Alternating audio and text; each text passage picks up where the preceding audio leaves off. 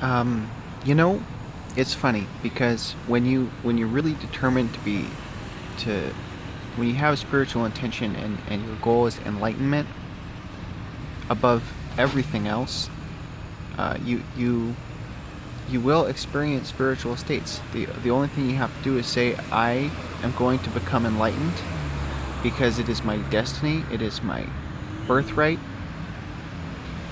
and I believe, although I can't say this from experience, because for me there's still things that are important besides enlightenment. I haven't gotten to the point where enlightenment is the only thing that I am focused on.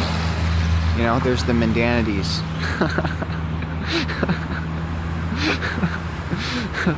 um, yeah. So you go into a spiritual state and you realize something. I realized that there's nothing to do in this in this life. There's nothing to do. Nothing to do. Nothing to do. And yet I the thinking part of my mind wants to stay busy. So I go crazy and I figured out one of the reasons why that is because I haven't accepted that there is nothing to do. Even when you're doing something, when you're involved in it, the perception, the illusion that you're doing something is created by the fact that your mind is intensely focused on the future, is intently focused on achieving the outcome. So then, therefore, you're never present. At least for me, it's like that because I'm always thinking up until, what's gonna be the next thing to do so that I can get to a future that's better, or whatever. And then when you have a moment of bliss where the beauty of your surroundings is so apparent, it just wipes you out and it reaffirms that you're on the right path. It reaffirms that you're on a path that's working. It eliminates cause and effect. You understand that it's not just that you're swimming in a sea of love. You're swimming in a sea of love. Your little separate computer, for me I call it like it's like a computer. The ego is always trying to think about the next thing. It's always trying to think about progress. It's going into the poison well of memory. And it's always it's trying to document what's happening and then comparing past moments with this moment to see if I was happier. Because for me, I have a degree of sentimentality and nostalgia that accompanies a lot of my time. Like trying to remember a perfect moment, trying to remember. And when you recall that all of your memories are basically perceptual illusion, then you realize at some point that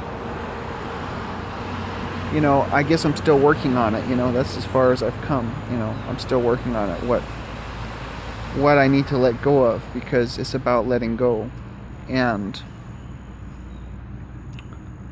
the software becomes programmed by spiritual beliefs and views and positions, and that becomes who you are. But that's just your ego. That's just your computer, that always wants to talk about spirituality and this and that. And it's always doing that because it's never there. Because when it's talking about it, it's not there. Because when it's there, it takes on a whole nother dimension. So I'm going through a lot of pain right now. And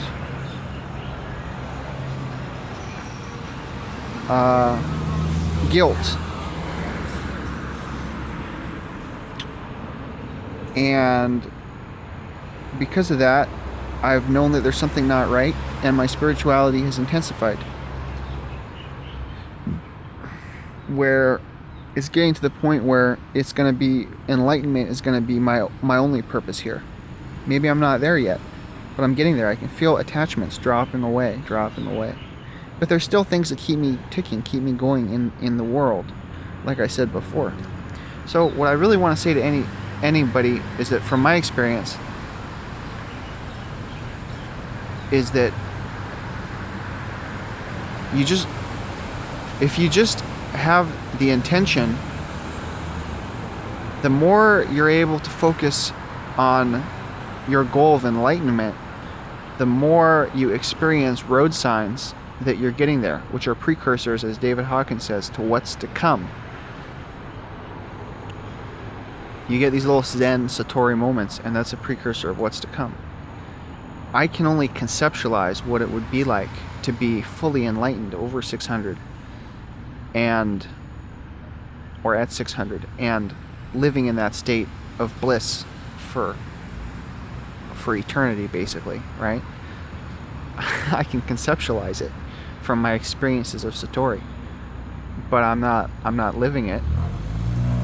I'm still, I still got certain defects of character that are from, lying, using people, what else? What other things are wrong with me? Being overly sentimental, being overcome by desire for bodies and for all kinds of gratifications like that, right? So that's all the stuff that's going on with me. Yeah, I wanted to just tell you guys that, God bless all of you. Gloria in Excelsis Deo. I hope that everybody who's on this page and who watches this video, and everybody who even takes interest, will reach enlightenment, and I believe that they are destined for that. And a belief is a powerful thing, because a belief has gotten me very far. A belief that I am destined for enlightenment. A belief that anyone who wants to be and who is probably reading this is destined for it. A belief that the future is pulling us forward. All these things that I learned and took on faith from Dr. Hawkins. That's why I'm going to get a tattoo on my chest that says faith, to add to my tattoo collection, to bind myself to the world a little bit, so I don't quite go off into Zen perfection yet, so I can stay here and suffer a little bit more, because I like to manipulate God. I like to suffer and say, oh, look at how I suffer. I like to think that I can gain something by suffering. It feels good to suffer and be miserable. At least I'm making the conscious choice, right? Now I just understand the ego really to a degree where it makes sense to me. It makes sense to me what's going on, why it is, and not be so serious about about everything. God bless you guys. Gloria Celsius Deo.